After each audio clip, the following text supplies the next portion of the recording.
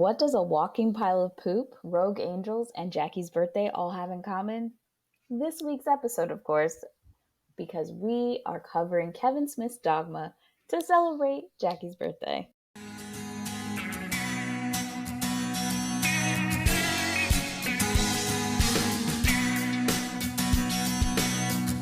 Welcome to the No More Late Fees podcast. I'm Danielle.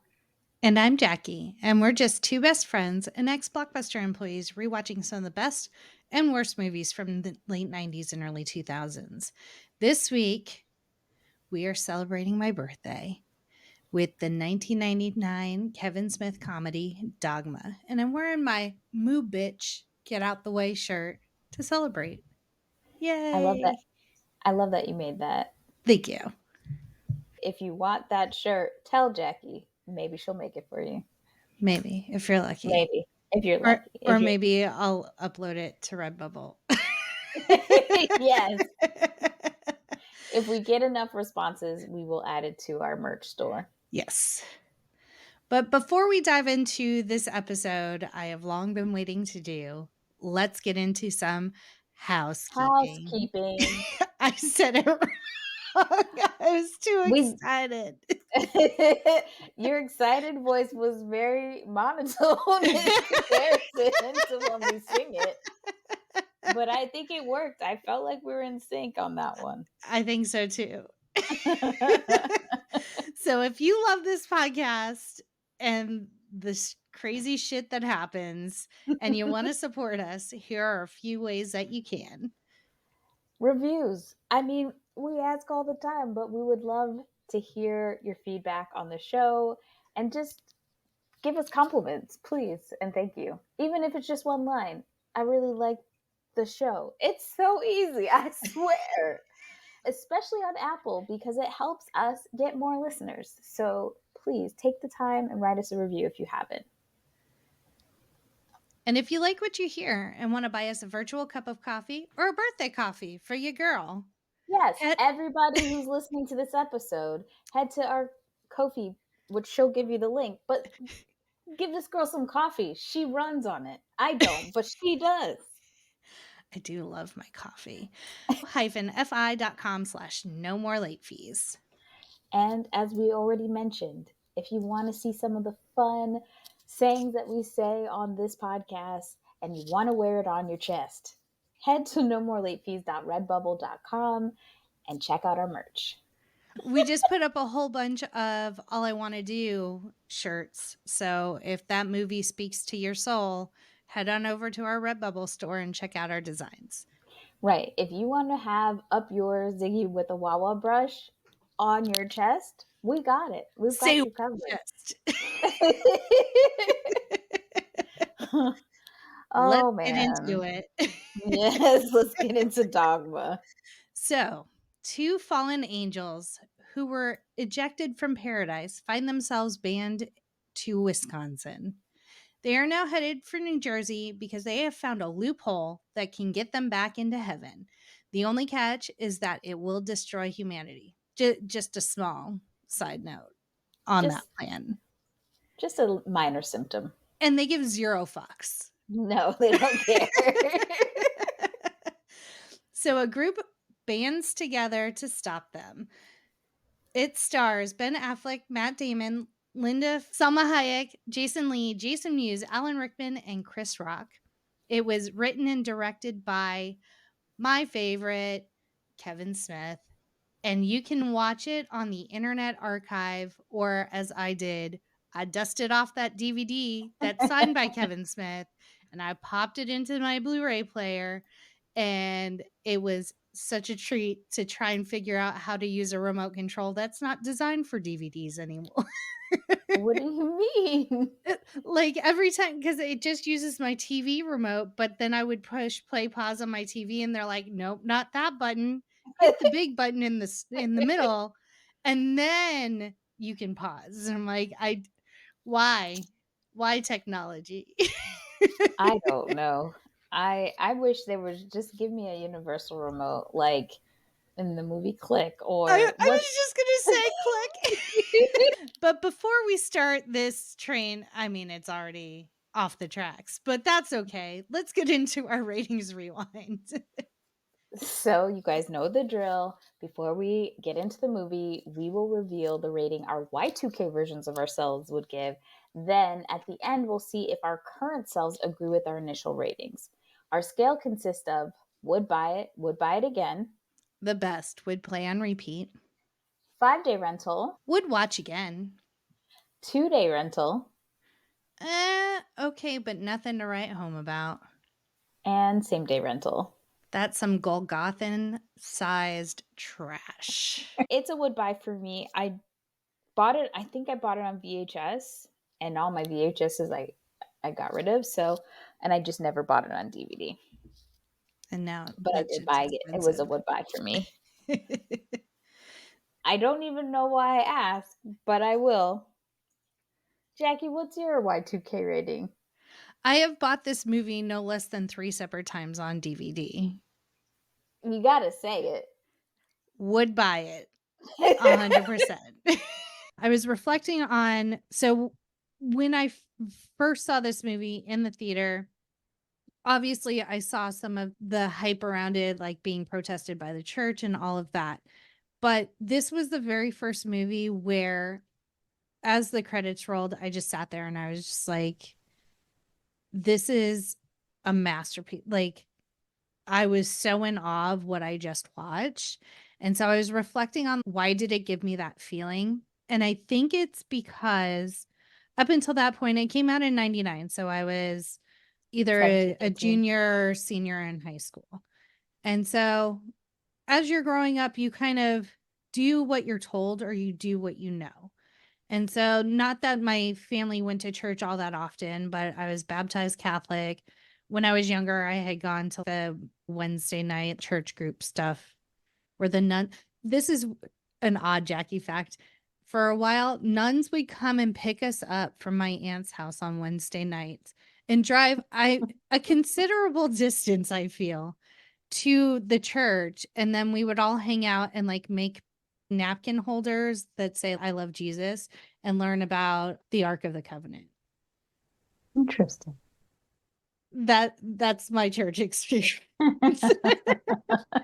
But as you grow up, you kind of just do what you know or do what your parents have always done. You know, your world is small. And so this was the first time that I felt like, not even just in a movie, just in life, I was like, oh, you can question things. You Hmm. don't have to do only what you've known to do. You can ask the questions. You can experience different things and figure things out for yourself and come to your own conclusion, which is the moral of this story. Is like it's said in the movie, it doesn't matter what your faith is, just that you have faith, because no religion has gotten it right, Hmm. essentially. And so that was just a huge takeaway, and that's kind of how I've led my life, is just always asking the questions, always learning new things, always trying to see something else from someone else's perspective and learning about other cultures and everything. So I think that's why this movie is so special to me, because it just taught me to ask questions and figure things out on my own and not just go with what people tell you to do. So that is why Dogma is special to me, my dissertation. Tell us about the box office. Oh boy.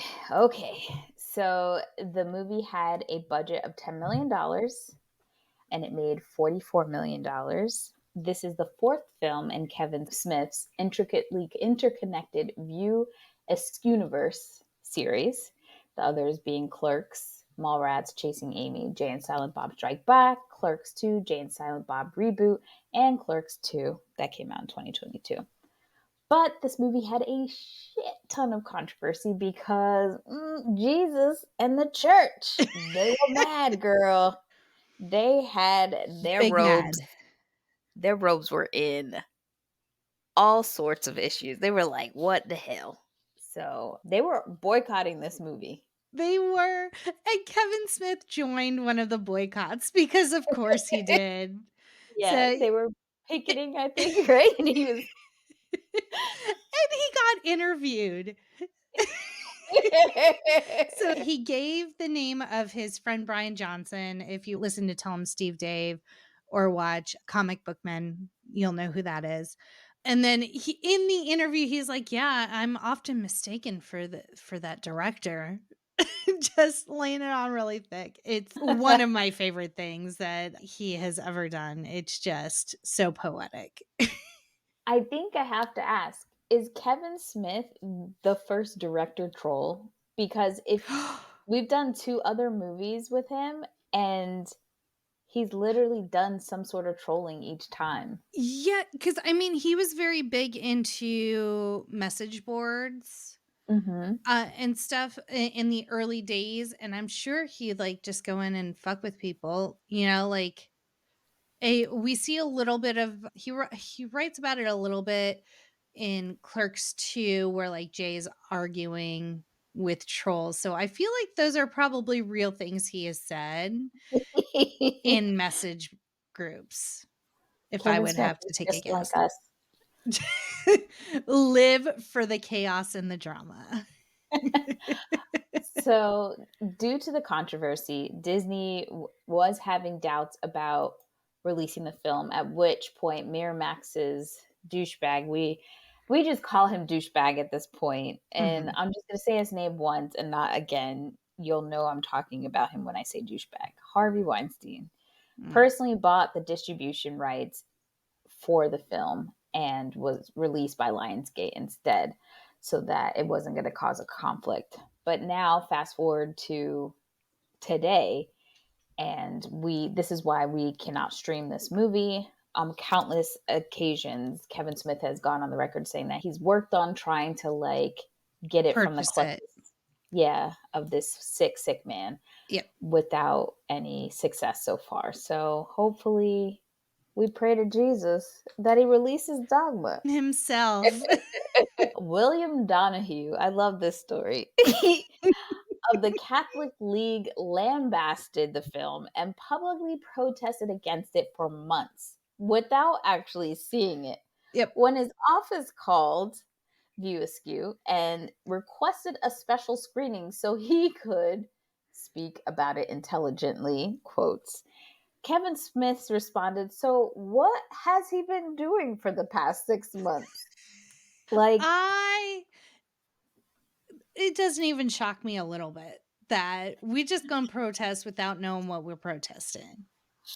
protesting Catholic League, insane, just Yeah. didn't make any sense. I I thought it was interesting that Kevin Smith actually pursued Robert Rodriguez to direct the movie, and Mhm. luckily, Robert Rodriguez is like, "No, this is so personal to you, like, the only one that can direct this and do it justice is you." So, Yeah, I'm glad he got that pushback because, like, it's so personal to him, and knowing he wrote it before he wrote Clerks, and yeah, he just recognized, like, he didn't have the budget to shoot something on the level and do it justice, so right. that's why he made Clerks first. Like, I'm very glad that he directed it. I just also he's a Catholic, so I just find it hilarious that the Catholics are so mad about it because when I look at the movie, okay, that there's cursing, but there's no tits in this movie, Mhm. surprisingly. There is a cleavage and dancing. So sports There's, life. like, a Ken crotch, There's a a Ken doll Ken, crotch. yes, a Ken crotch. So as we were saying the things, I'm like, maybe it is a little Oh, offensive, but but, there I wasn't mean, anything I'm sorry. The Bible has killing in it. right. It has genocide, it has And all that sex, shit, and sex, like, aside from the cursing, he's not putting out anything that hasn't been talked about in the Bible before. it was just Kids. interesting the way that he built the story was taking some of these characters and a little bit of lore and putting it in like a real day situation. And Mhm. I feel like it made more people curious about Christianity, about Catholicism than not, because Yeah. people wanted to know where did this stuff come from. So I don't know. They need to relax. So let's talk a little bit about the casting. Obviously, we have the consistent players, the people that are his friends that show up in every movie. Matt Damon, Ben Affleck.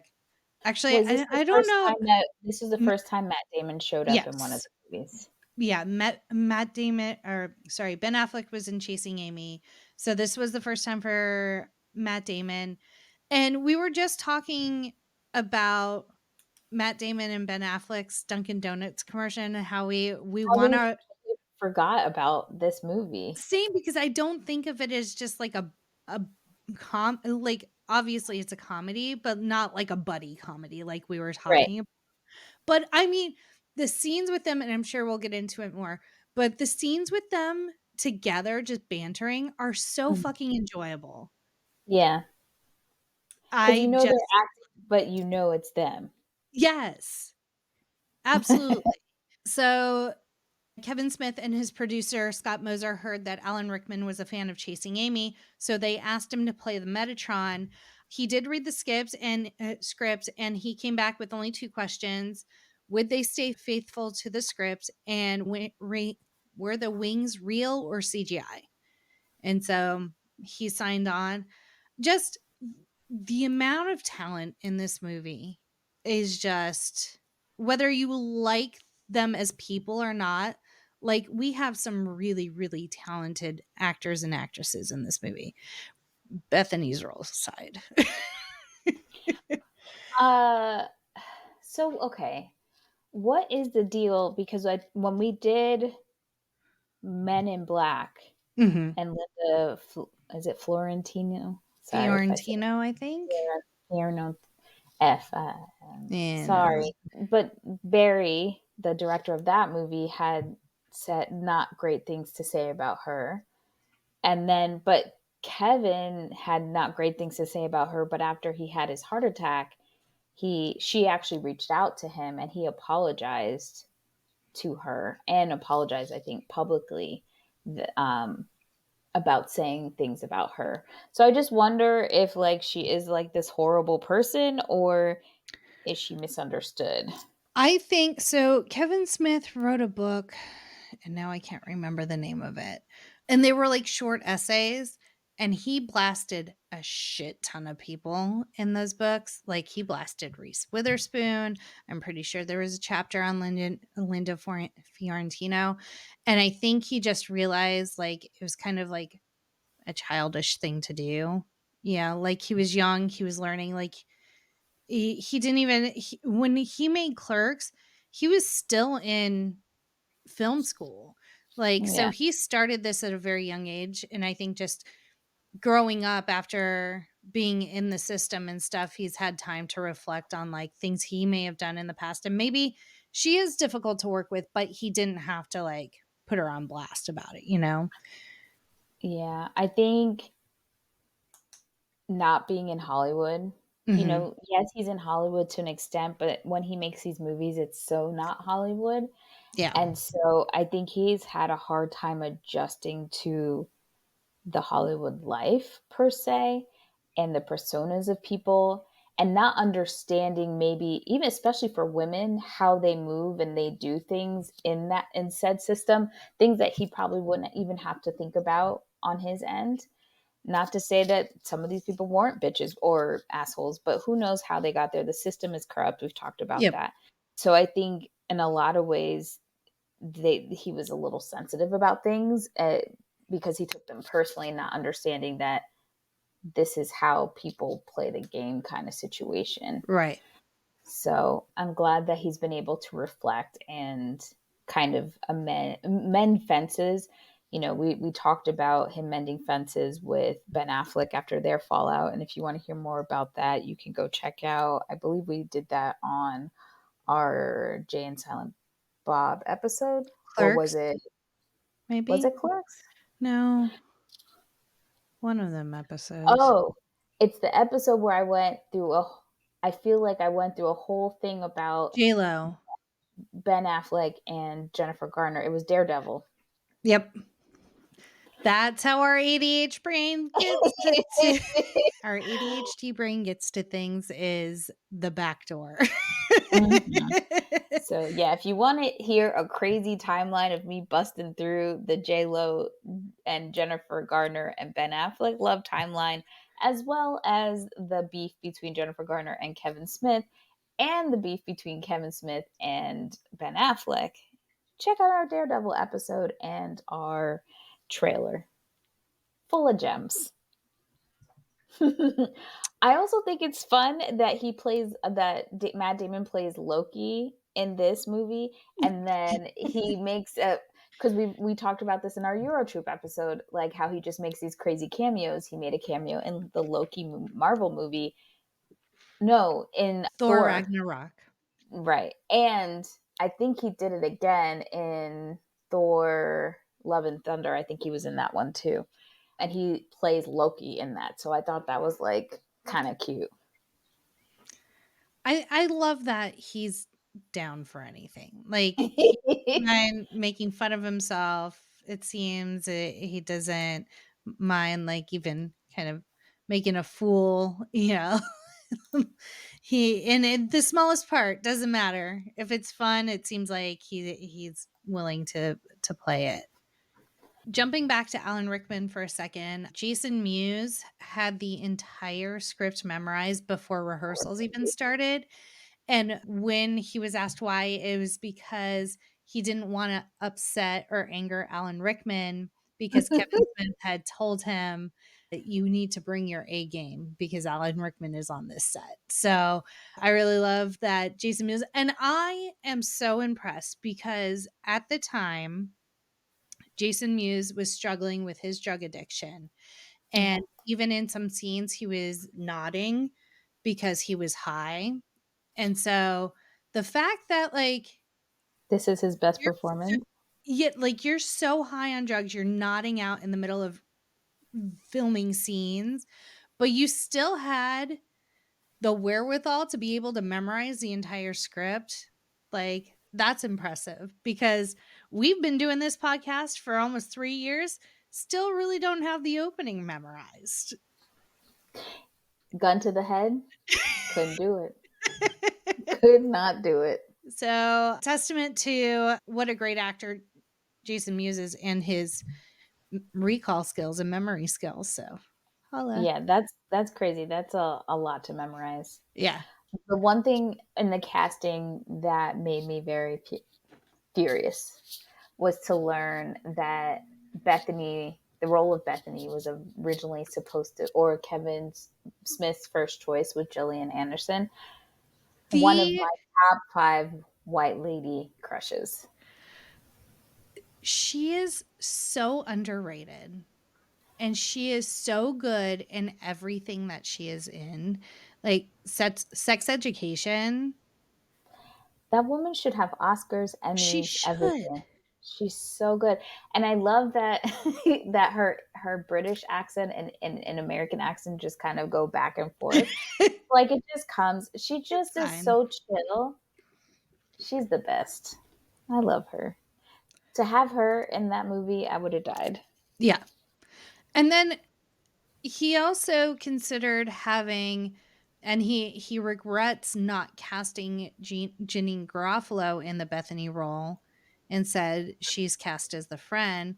I'm like, even that would have been light years ahead of what we got in the Bethany role. Right. It was just so flat. It was It, just, you're literally meeting apostles, the Metatron, muses. No one has dicks or vaginas. And you're just like, okay, I guess I'll go to New Jersey with the prophets. Like, it's I just so one note. I think it would have even been really cool if Jesus's family line would have been a Jewish woman. Like It makes that, sense. yeah. Also, question, who was a worse actor in this movie? Was it Linda or Chris Rock? Chris Rock was being Chris Rock. Like, on stage, stand up Chris Rock. He was Jackie, just being loud. it hurt my soul to rewatch this. I started fast forwarding through his life. It was I was like, put me in, coach. I'm not an actor, but I just feel like I can do a degree or so better than this man. This is bad. He was phoning it in. Chris Rock is who white people feel comfortable with to have a black part. You could have gotten so many other people to play this. Funnier at that. I and I'm sure it was partly like playing the political Hollywood game to get this movie made, you know? No, But I I don't know, think did legitimately they liked him. I think, I think at the time he was hot shit. Let's not yeah. lie. But he just was horrible. Well, like but to what you were saying is like we needed someone in the role and needed to be a black person because there's talk about removing any mention of A black black people apostle. in the Bible at all. So we needed in Hollywood terms someone who is palatable Hmm.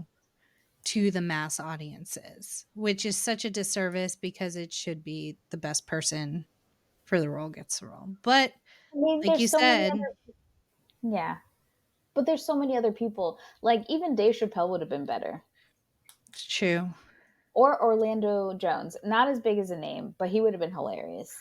Oh man, Orlando Jones and Evolution, top tier comedy. Yeah.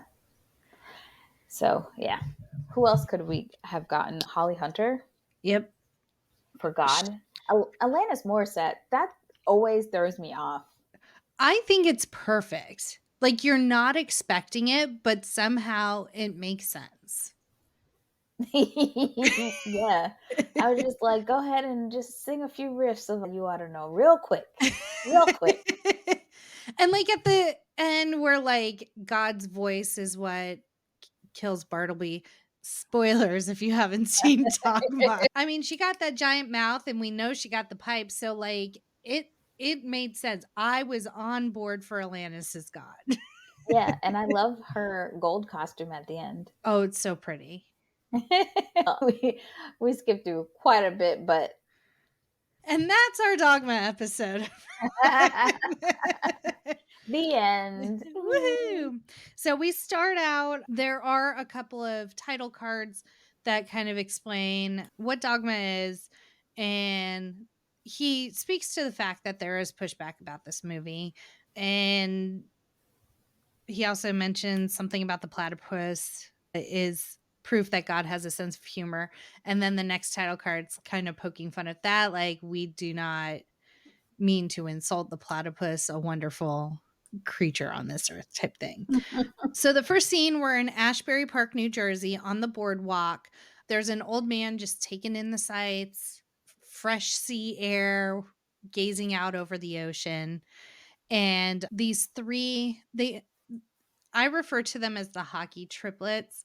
Mm. I'm pretty sure that there's another name for them, but they kind of sneak up behind him. And the only thing that bugs me about this movie is the fact that every time they show up, it's like a very like cheesy fly buzzing sound effect that when they show Like, up, it plays. yeah, It's just, it's it not makes nice to my ears. I think it's supposed to like represent I mean, because when you think about decaying bodies and Yeah. death, I get it, but yes, it does make me itch. And it was also just very heavy handed. Like, we got who they are and who they were serving without any of that. So they beat up this old man. And then we switch to Red Bank, New Jersey. There is an anchor talking about a rededication ceremony because the Catholic Church needs a rebrand. And so we're going to They Catholicism. Wow. Not wrong at all. they needed it. Um, and so it's Cardinal Glick. Well, the anchor, did you recognize the news anchor or did you read it in the notes? Oh, yeah, it was the guy from Clerks. Starts with a D. Dante. Yeah, Brian Yeah. O'Halloran. who Hmm. has, like, the weirdest accent ever. I'm like, "That's not any one accent. It's a little bit British, but a little bit French almost." I don't know. It's like When I he had originally fun saw the with it. movie, I What? didn't recognize it. I didn't recognize him or realize it was him Yeah. in when I watched the first time back in And the day. so we see Cardinal Glick played by George Carlin, and fantastic casting in the Cardinal Glick role. He nailed it. And if you've ever listened to George Carlin stuff, he's always been very critical of the Catholic Church. So it seems like a no brainer for him to play this cardinal in this satirical role, trying to I rebrand. I love that like his one condition of like being in the movie was that he had to still wear his wedding ring Mhm. because his wife had just passed. So I was like, oh, that's heartbreaking. I don't think anyone ever really even noticed he was wearing a ring, but someone I think on Reddit said it wouldn't have made a difference either way because cardinals can wear a ring. It would have just looked maybe a little bit more gaudy. Yeah, um, well, he wore a Band-Aid to cover it up, right, but they did say, like, the Pope gifts cardinals rings. Look at yeah. me with all of the Catholicism knowledge, much like our Eurotrip episode. Thanks, angels and demons. Let's see how many times I can reference angels and demons in this episode. So, we are unveiled Cardinal Glick unveils the Buddy Christ, which still to this day the number one selling item if you go to Jay and Silent Bob's secret stash in Red Bank, New Jersey. He has become a symbol along with Mubi, which, if you're watching my video, right here is my Mubi Funko Pop that I purchased at the Mubi pop up with Danielle. So, Buddy Christ and Mubi, the two kind of mascots of the View Askew universe. I So, didn't go I ahead. didn't realize that this was the first movie that Mubi was in. Yep. I thought in my head that Movies was in Clerks 2 first or Jay and Silent Bob. I think I was just getting the dates of everything mixed up, so Yeah. that confused me. But I was like, oh, it was such a small thing in this movie, except for the executive Yeah. thing. But I was like, oh, that's where it came first. So I had to go think for a little bit. It really made I had to press pause and really think it through. Now we are in the airport in Wisconsin. Bartable no, is it Now, Loki? What? are they in the airport first? Yeah, that's where Oh, we meet them is in the airport. And during shooting of this scene, Ben Affleck had invited Gwyneth Paltrow to set, and she's not in any scenes, but she's sitting in a chair a couple of seats down from what is in frame. So that's a little tidbit for you. I'm trying to figure out if they were dating by then. I don't because it says that she came on set as a friend, and so now Mhm. I'm gonna have to go look up a timeline on their relationship. So, Loki, who is the one that likes to watch people I, humanity? it's definitely Bartleby because Okay. that was his angel. So there's different factions of the angels, I guess, Yeah, and he was a watcher, so he's watching that's right. humanity. And while Loki is not, he's about business. Well, he is like Kevin toys with kind of the angels and like what their characteristics were in the Bible versus what is on screen. And so he brought some of that trickster god from Greek mythology Mhm. into this character of Loki. And so it's we see Loki talking to a nun and equating Catholicism with The Walrus and the Carpenter from The Looking Glass by Lewis Carroll and making all of these allegories, and somehow he convinces her to leave the nunnery and like go off on her own and keep all the money she's been raising to buy herself a nice outfit and stuff.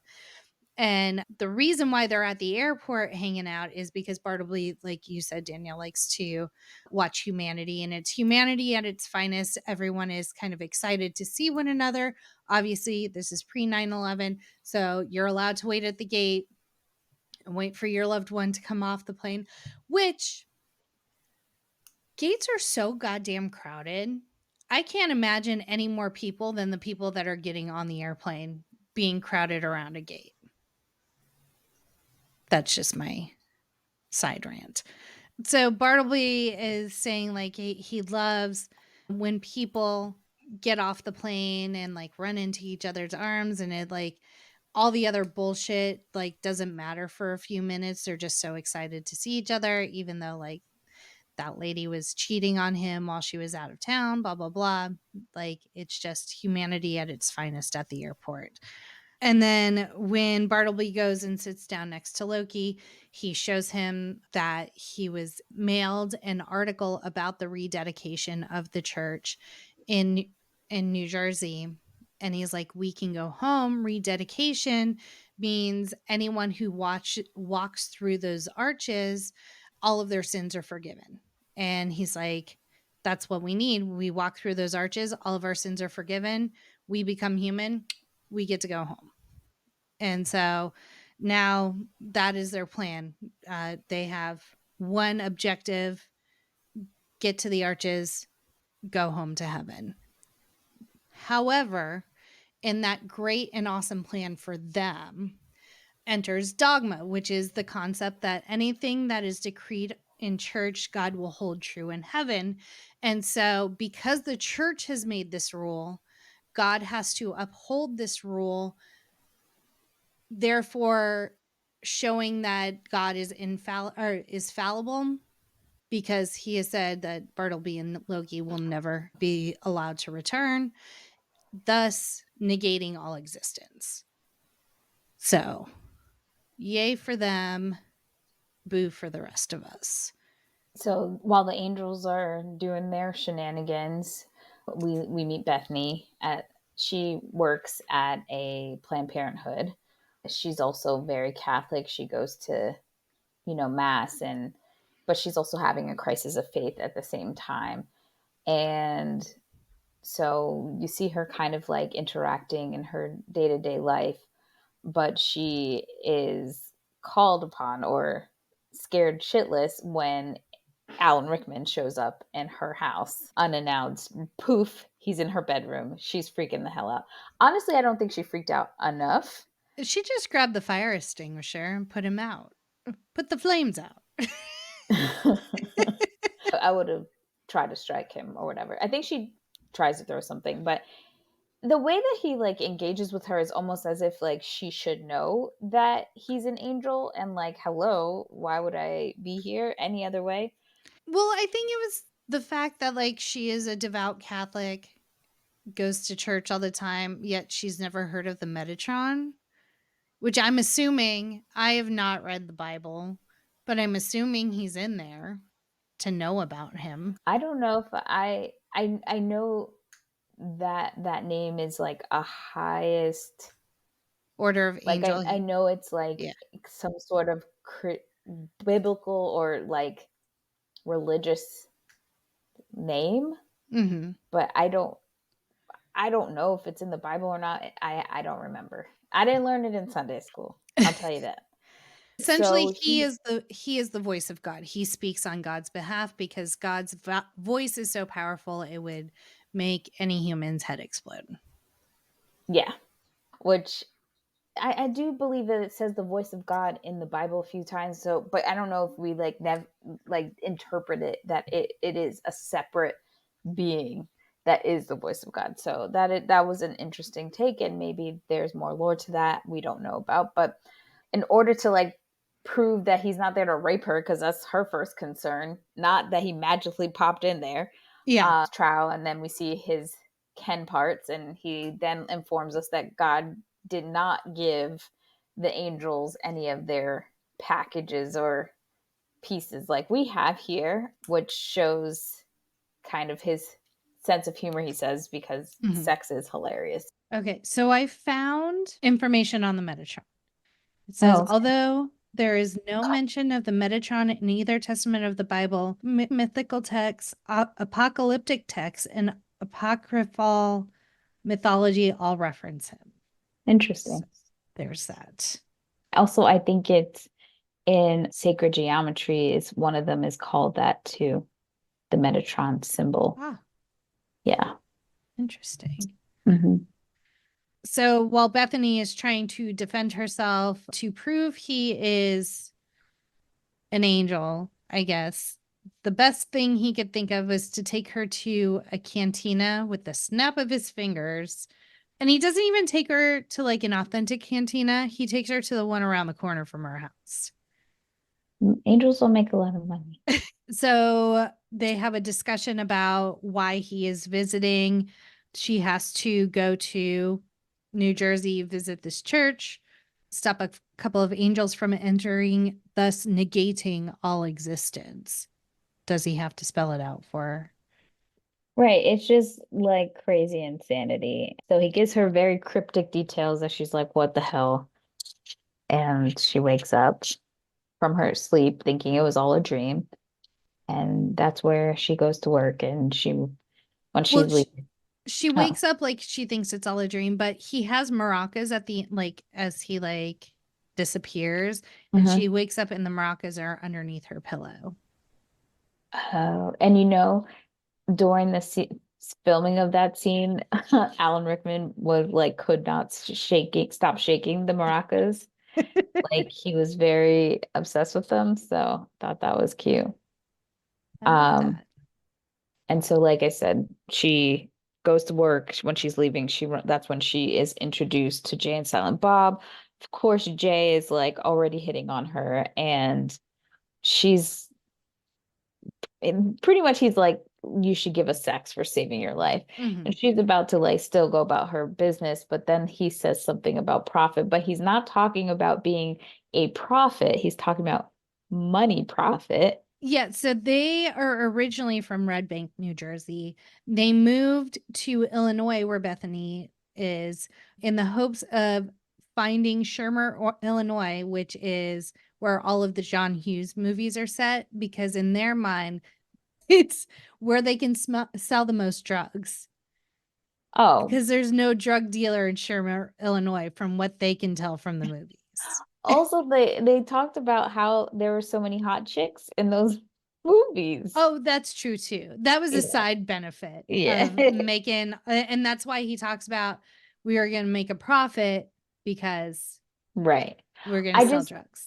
I just don't understand how Silent Bob goes along with these things. Like it seems like he has more logic than Jay Yes. does. So, anywho, I don't know how Bethany just hears that and she's like, you know what?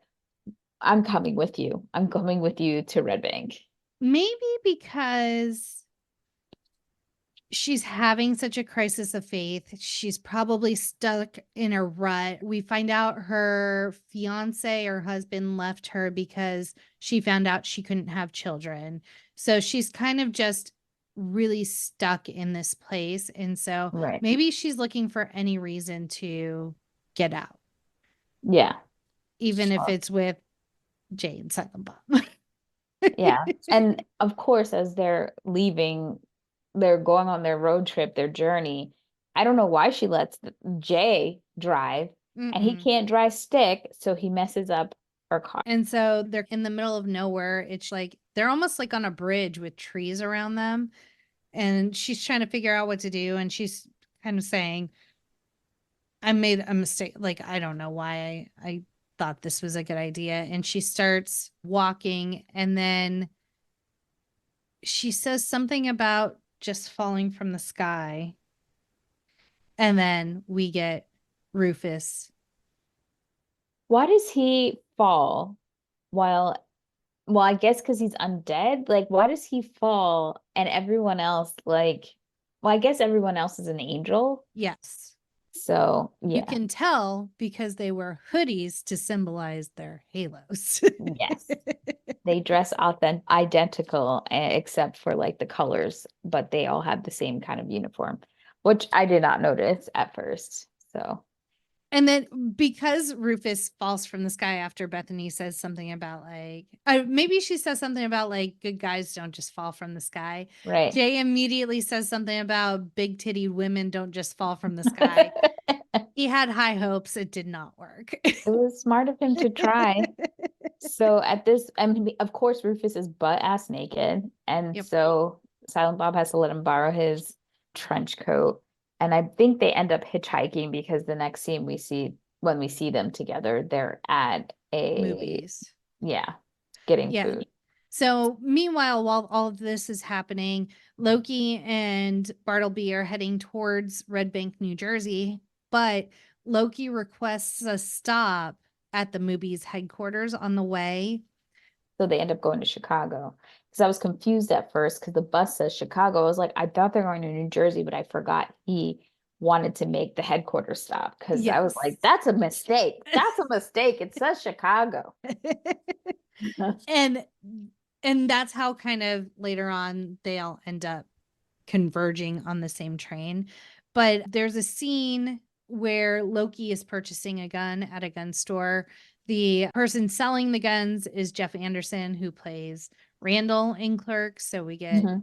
yet another little cameo.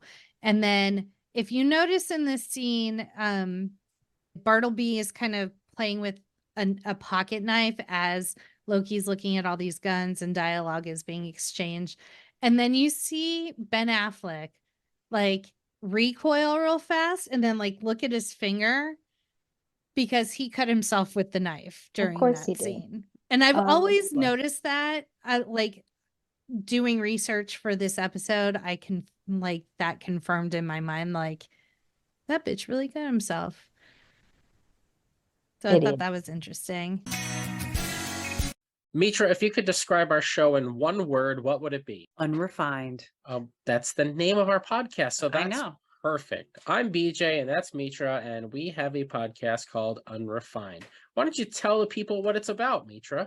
It's about paranormal, conspiracies, and just random silliness sometimes. Yeah, that's true. Random silliness is what we do best. But for real, guys, we do like to talk about the paranormal, creepy, spooky things that go bump in the night. Plus, we like to get into some conspiracies every once in a while as well.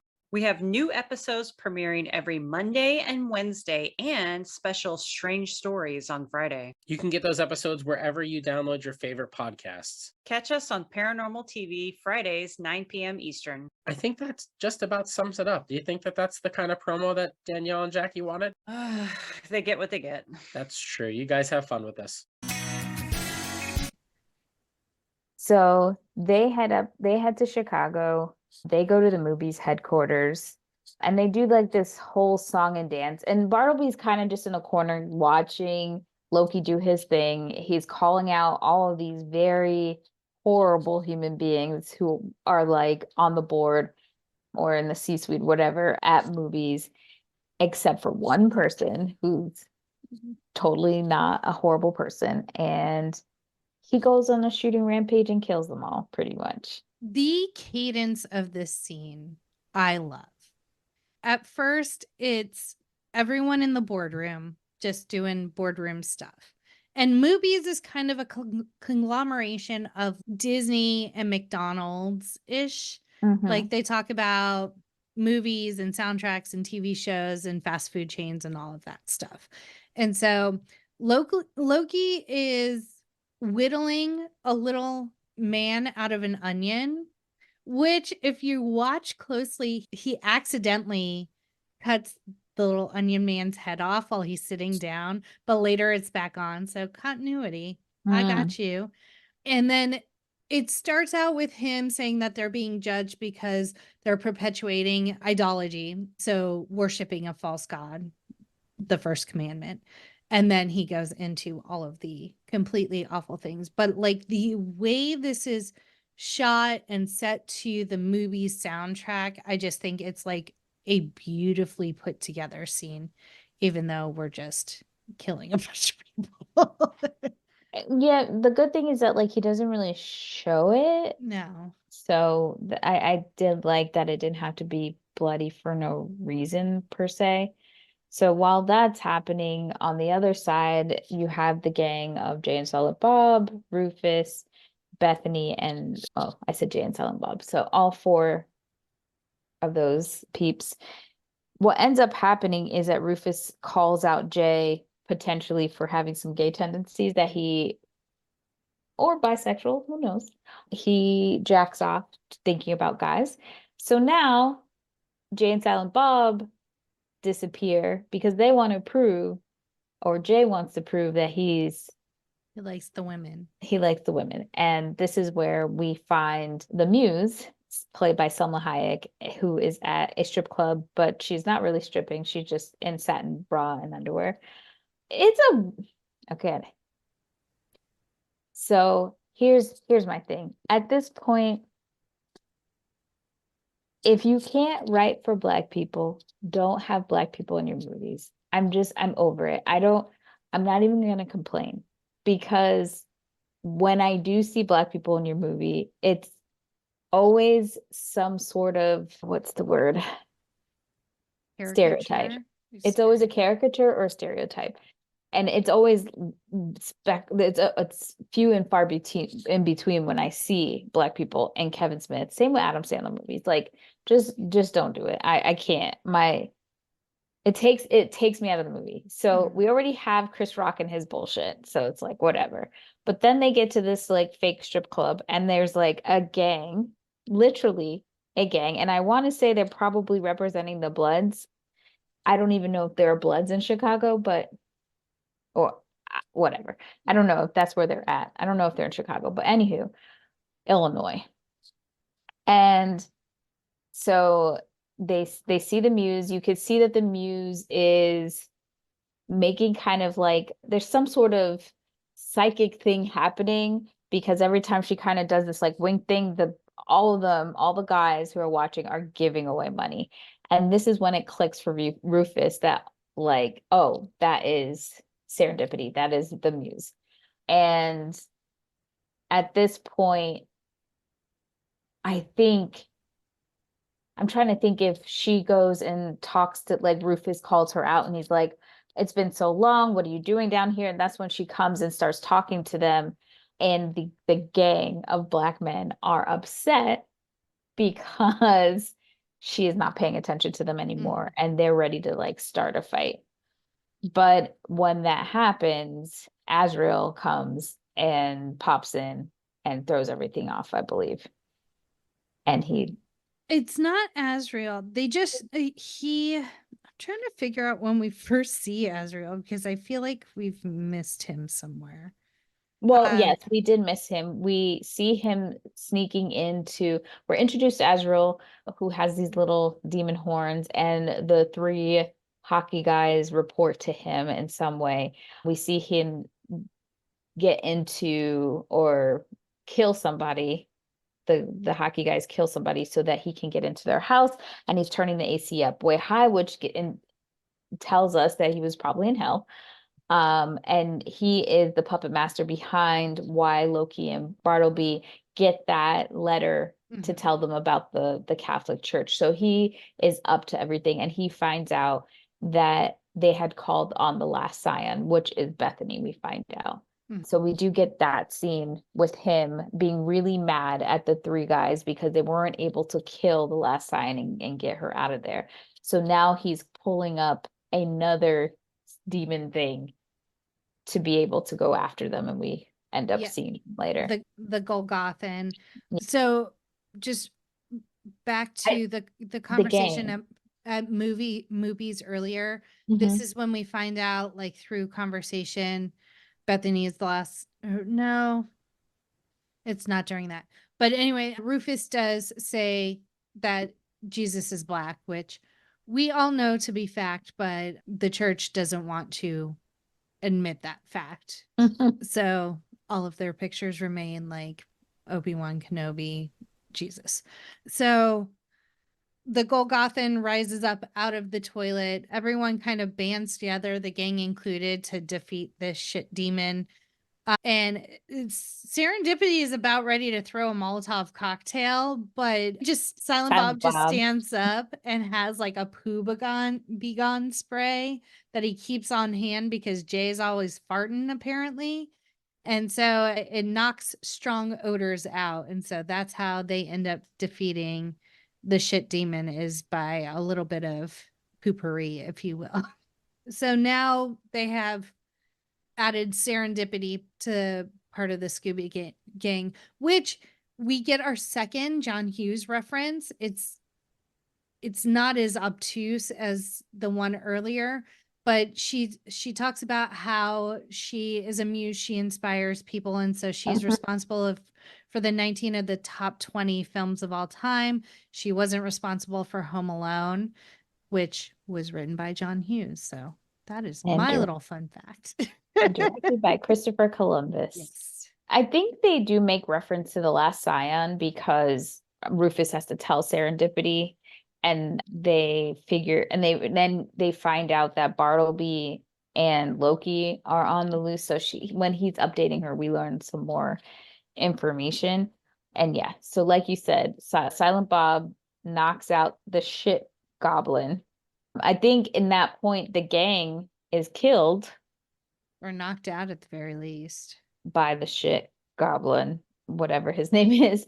So yeah, not too happy about the representation that existed in this movie. Yeah. And then during the scene, we also get a discussion between Serendipity and Bethany, where Serendipity said, "God's a woman." Like, duh, isn't it obvious? So now we have that in our frame of mind, that God is a woman. Well, it's funny because Rufus still calls God he, even after this is mentioned, and so do some of the other guys in the movie. Later on, they say that God is neither that or this or that, but I just thought that was interesting that only the female character refers to her as a woman. Yes. And there is mention along with Jesus is black, is that like, and Rufus was removed as the 13th apostle because he is black as well. Rufus also mentions that women are always portrayed as the harlot or the catalyst for what's going wrong in any sort of story. And so it's women are kind of portrayed as what am I trying to say? Not enemies, but like antagonists in the Bible. And so, yay, patriarchy. Oh gosh. Sorry, I forgot this movie does pass the Bechdel test because there are plenty of conversations that are had between Bethany and Serendipity that don't necessarily involve a man, especially since we know God is a woman. Yeah. And I think this is when why can't I say his name now? Israel? Yes, shows up. Yeah, he meets up with Bartleby and Loki and tells them that they have to lay low, be incognito, because everyone's looking for him. He tips them off that Rufus, Serendipity, and they also have the Last Scion with them. And so now we get which this part is key because he has planted in their heads that essentially they're after them to kill the angels. Yes. Bethany at this point has no thoughts of harming the angels or killing them in any way. Mm-hmm. So it's kind of made them antagonistic so that when they do run into Bethany and the team, that they're trying to physically hurt her. Yes. And this starts Bartleby's wheels turning because Bartleby has always been very sympathetic to humans. Right. And now he's like, essentially, like, God has sent all of these people after me for no, like, I'm just serving my penance. I found a loophole, and now, like, God is sending all these people after me. So he starts to form a chip on his shoulder about this whole situation. And he's like, well, fuck them humans. Like, why does God love them most when we serve him and y'all get to do whatever you want? Like, that's not fair. So that's when we see the shift in Bartleby. Side note, I found out the dates that Gwyneth Paltrow and Ben Affleck were dating. So they Okay. were dating from 1997 to 2000. Now, this movie came out in 2001, did we say? I thought we said 1999.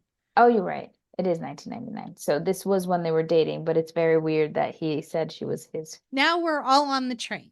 So Bethany, Rufus, Jay and Silent Bob, and Serendipity are all on the train heading to Red Bank, New Jersey. Unbeknownst to them, Loki and Bartleby are also on the train in the food car. Why can't I think of the dining car? That's what it's called. And so Rufus kind of falls asleep. I don't know where Serendipity is because I feel like she would have noticed them too. I Where'd don't she know go? where I don't, she just disappeared. Maybe she was in her own cart or something. I don't Maybe. know. Because So- you're right, we don't see her in this scene. Yeah. So essentially, Rufus is asleep.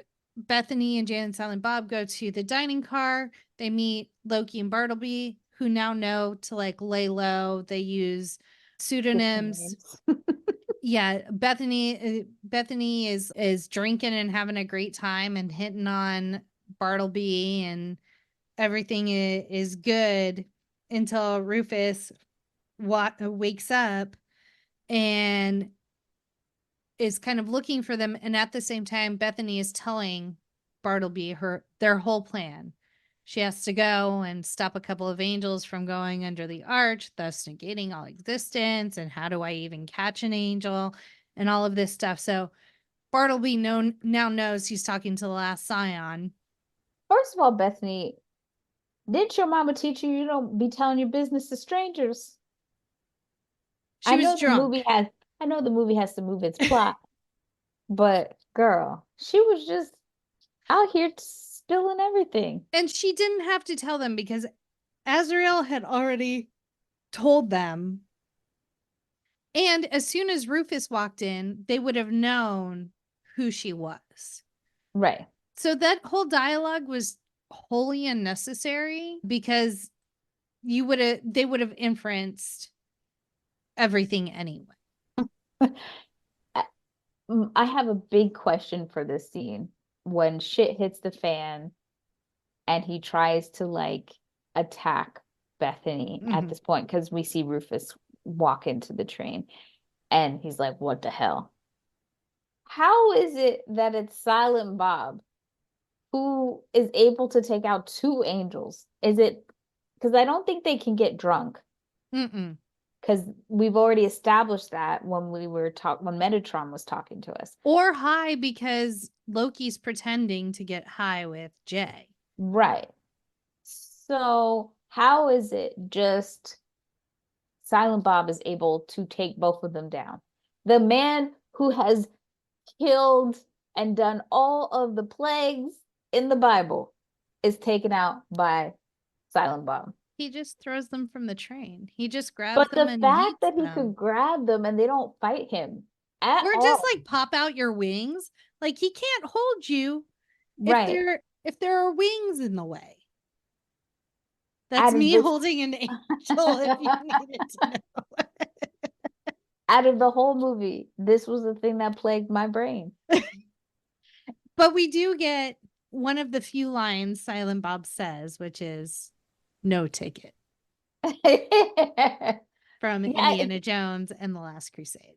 I think he says two lines in this movie. Yeah, one is towards the end. Yeah. So just how, why, when, where, who? And Loki at this point, we're kind of getting a role reversal where Loki's like, maybe this isn't such a great idea. Like, yeah, it's not. Wisconsin's not the worst place to be. But Bartleby has snapped at this point. He has snapped. I think he feels hurt. They got daddy issues. Let's call it what it is. They got daddy issues, which I find very interesting because if you've ever watched the show Lucifer, it's giving very similar vibes.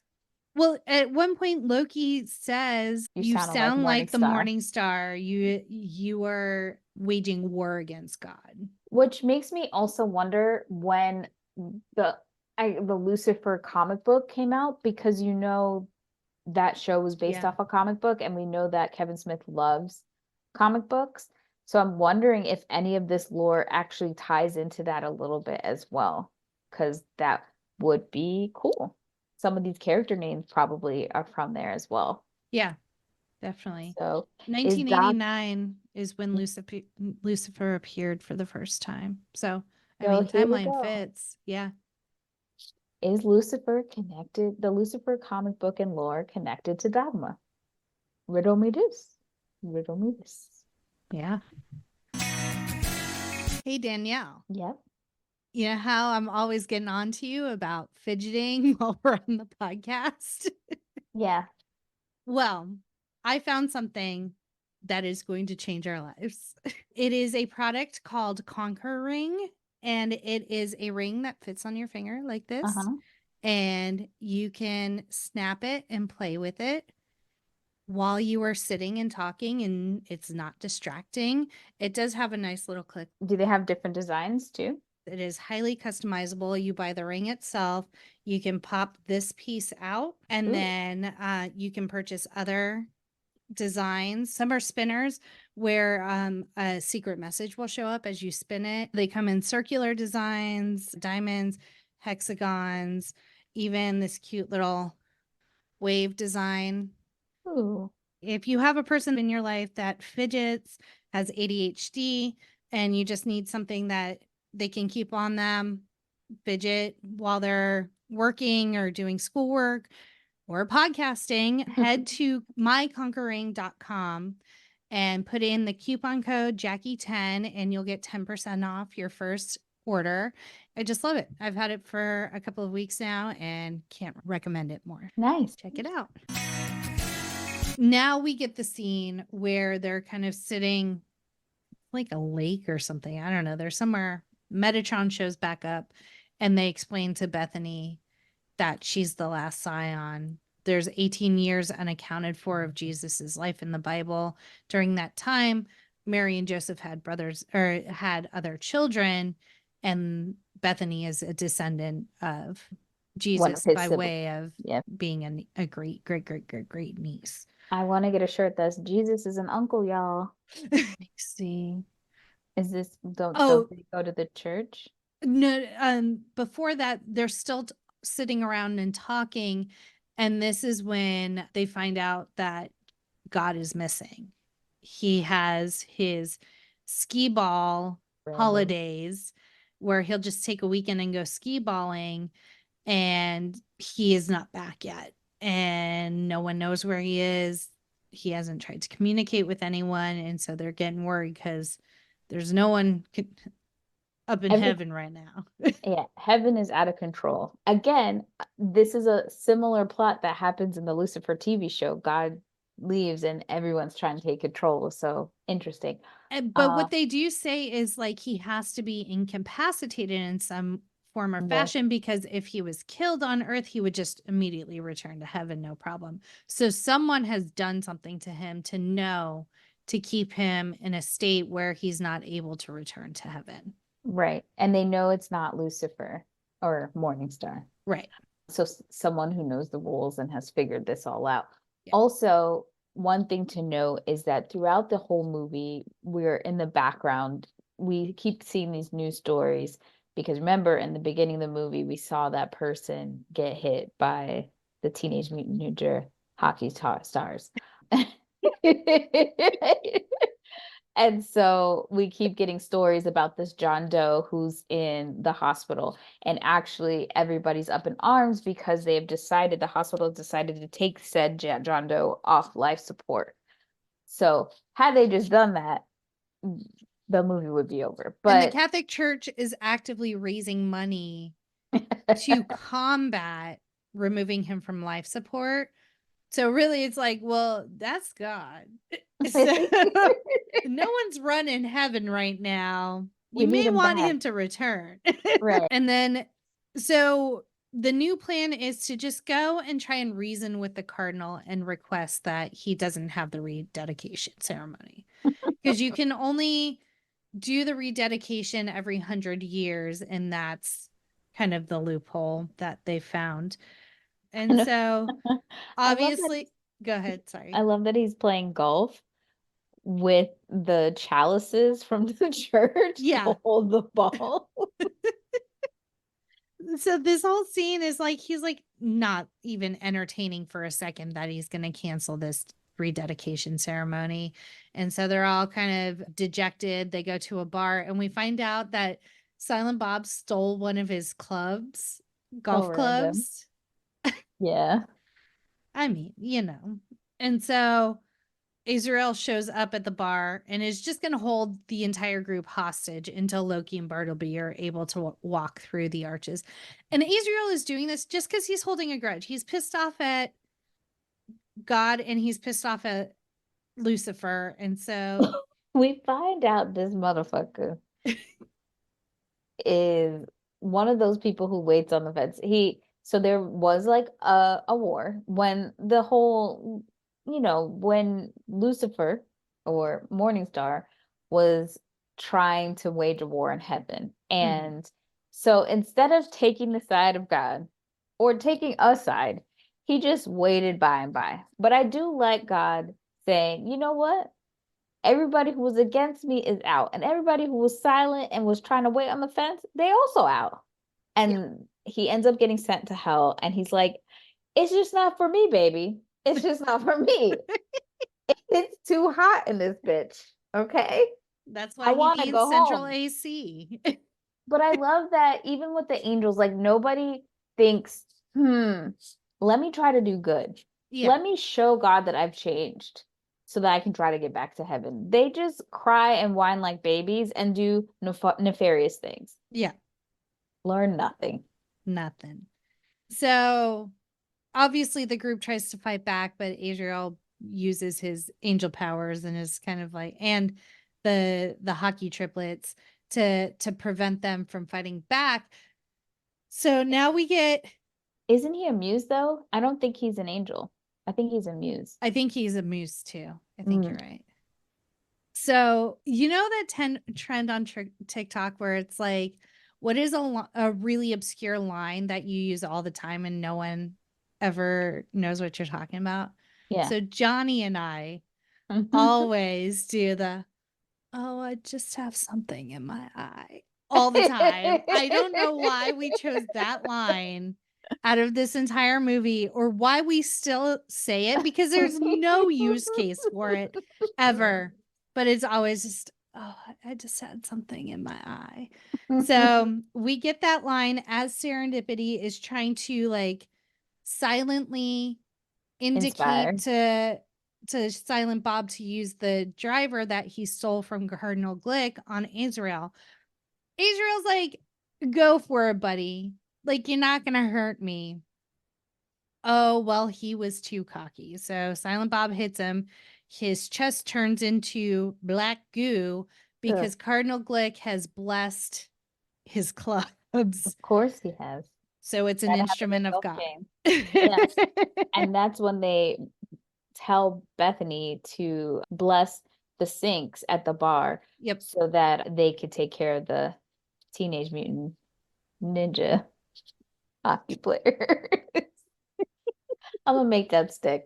And so they stick their heads in there and they dissolve. It's real creepy stuff.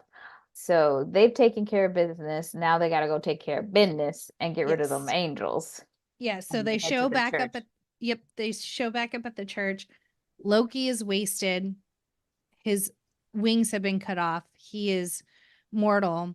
He's remorseful and he's like, Bartleby snapped. He's throwing people from the sky, just dropping people from the sky to kill him now. Like, I'm supposed to be the angel of death, but homeboy up there is going through a life crisis. Well, he's like, it's all that repression, man. I've been telling him all these years, just watching. So yeah, it's not, he's Not lost great. it. Not a good time. Not at all. But Loki confirms they have not walked through the arches yet. Right. So Loki is now just a human because his wings have been cut off. Bartleby is still an angel. And what the plan is death by cop. They're going to go through the arches, sins have been wiped clean. Bartleby's going to lose his wings to become human. And then when the cops show up, there's so much wrath and carnage that they're just going to open fire, kill the angels, I know take it they to were heaven.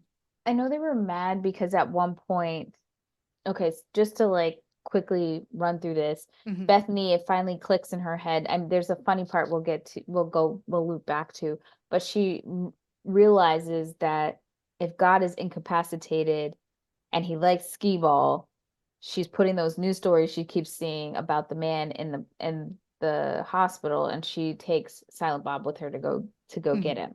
And when this happens, she's telling the other three that they need to like stall and keep them from going into the church. Everyone gets mad at Jay for using a gun to cut off clip Bartleby's wings. Yeah. But honestly, all he had to do was not only clip his wings to make him human, but just Double shoot tap him. it. Yeah. Right, because they don't walk through the arches. If they could have just killed both of them and it would have been over. Yep. So I just never understood why they got so mad at Jay for that, because that is their weakness essentially, is that they are in human form at this point. And Yeah. they have not walked through the arches yet. I agree. That's always been kind of like a hole. Yeah. I'm like, well, just kill him now. Right. Right. Just kill them now. Like they're not going to have their superhuman strength, right? Right. Anymore. So just stand in front of the door or blockade it in some way where they can't get in, and Yeah. then just wait it out. The part that I was saying that we missed out was Jay literally. So Bethany is having a crisis. She's trying to think through it. Jay is getting his clothes off because he's like, this end. And you told me it had to be like life-ending circumstances for you to sleep with me. And I don't know why, but when I rewatched it, I laughed so hard at that part. He's just like getting busy. I'm like, bro, like you're about how horny are you that you can get it up when it's about to be the apocalypse? Like That, you know what? You remember how in the Avengers movie, the Hulk was like, the secret is I'm always angry. Well, for Jay, it's literally I'm always horny. That is the secret. It never ends. So Bethany goes to the hospital. She pulls the plug. God is now teleported back to the church. the church, yeah, well, because I guess God can show up wherever she damn well pleases, but Right. at the same time, because God's voice or whatever is so big, it like the light that comes out of John Doe Jersey shoots Bethany in the side, and now Silent Bob brings her back to the church, and she is dead. Rest in peace, girl. And as that is happening, God comes out of the church. Bartleby is like, "Oh, I done fucked up." Oh, prior to this, he kills Loki. Like, yeah, Bartleby, like, how you gonna kill your best friend like that? No. Right. Yeah. And so God comes out and Bartleby's like, fuck. And so he Metatron's like, anyone who is human would do well to cover their ears right now. And so Serendipity and Rufus grab Jay's head and like cover his ears for him because he's so confused. He doesn't know who's this broad, who's this chick, like, and why are y'all bowing to her? Like, what is happening? Because even Bartleby bows to her. Yes. And so the reaction, this is my favorite piece of acting in the whole movie, where Jay is just like, who the fuck is this broad? Why the fuck did y'all hug my head? Like, he's just yelling. And he's so confused. What the fuck happened to that guy's head? He's just very overstimulated at the moment. And this is when Silent Bob walks up with Bethany, who's dead. And so it is explained, this is God, meet Alanis Morissette, and she can fix Bethany. So she does a little hand hover over stuff, brings Bethany back to life, and also at the same time impregnates Bethany so that the lineage can carry on. And yes, then she cleanups all the carnage. There are no more dead bodies anywhere. But this is where I'm confused. Okay. Yes, she's the last scion, and yes, like it would be one thing if she just healed her wound, but essentially, is that not another kind of Jesus situation? Yes. Because So the it's Metatron okay. literally says, like, he's informing Bethany that she's now pregnant, and he says, like, take care of her. She has a world of work ahead of her. So it's like the second coming of Jesus is now in Bethany's womb. I love how Jay's like, yo, we I thought he was gonna say like it's not mine, we didn't even fuck. But instead he says we can fuck until the what third trimester. Yeah. He's gonna make it work. It's fine. They should have done a comedy after this with them. Bethany and Jay and Silent Bob. 2 weed heads and a baby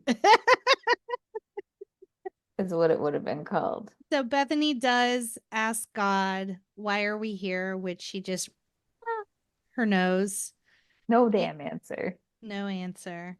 Rufus, Serendipity, Metatron, and God all go back in the church to go home. I guess they can teleport from there. I don't know. Yeah, why did they have to go in the church? I guess it just saved money for any kind of visual effects you would need to like see them glitter up. Yeah. I also love that how playful and childlike God is. Yes. Like she's literally rolling around in the grass trying to do somersaults and stuff. It's quite cute. I love that she's wearing boxers Yeah. underneath her dress too. Yeah. Like that's such a good little, because we do it. Like we don't want to have our panties or our ass hanging out. We'd be wearing bicycle shorts or like Spanx or something underneath. Yeah. So yeah. God knows what's up. She does. I don't know why she didn't make that they make us pockets, but I'll talk to her about that another time. And that is Dogma. We did it. All right. So if you guys have any comments on anything we talked about on Dogma, if you have questions, you want to give a shout out, whatever, hit us up at No More Late Fees on Instagram, Facebook, TikTok, Twitter, YouTube, and Threads. And let's get to our present day ratings. Jackie, birthday girl. It's still I would buy it. I was ready to immediately rewatch it. If my DVD version had a commentary on it, I would have just immediately rewatched it with the commentary. I love this movie. When I rewatched it, it was like a really good refresher because I hadn't watched it in so long. There are parts of this movie I could do without, but I would like to have it on DVD. And I do like movies that make me think about, especially like from a religious standpoint, and based mainly on 2 elements: the chemistry of Ben Affleck and Matt Damon, gold. And I really thought this is my favorite performance of his out of all of the movies that he's in. When we rewatch Mallrats, I might question that, but yeah, so it still would buy for me, mainly because I did enjoy it, and also I'm afraid that you will murder me if this is not an employee pick of the year. Yeah. I just want the audience to know I'm in fear of my life right now. So if you have any other feedback about this episode or any other episode, hit us up at our quick drop 909-601-6653. Twat us at the Twitters, hem us at the Threads.